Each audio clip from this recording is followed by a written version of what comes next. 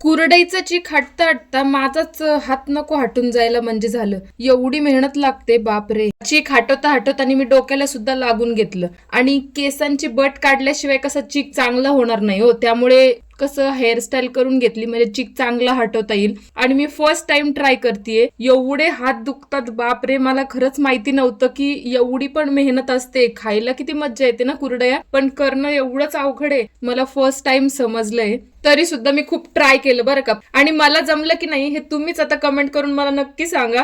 कारण घरच्यांनी तरी आज सांगितलं की तुला जमलेलं नाहीये, त्यामुळे मी करायचं सोडून दिलं आणि बघून घेतली, ट्रेनिंग घेतली आधी की कसं करतात. नेक्स्ट टाइम मला करायला कामी येईल. चीक झाल्याच्या नंतर आम्ही गच्चीवरती गेलो कुरड्या टाकायला आणि ऊन खूप होतं, त्यामुळे मी स्कार्फ नेला होता सोबत, कारण की ऊन नाही लागलं पाहिजे. ऑलरेडी ऊन खूप वाढलेले त्यामुळे. आणि मला चीक हाटता नाही आला, पण कुरड्या तरी बरोबर टाकता येतात, जसं आपण आता शेव वगैरे करतोच नेहमी नाही का.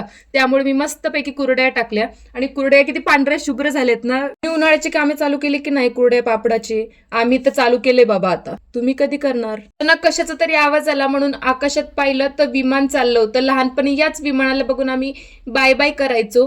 तसंच बाय बाय केलं आणि त्यानंतर खाली आले आणि मस्तपैकी जो चीक केला होता तो चीक खाण्यासाठी घेतला. मस्त त्यामध्ये दूध आणि साखर टाकून खायला एकदम भारी लागतो.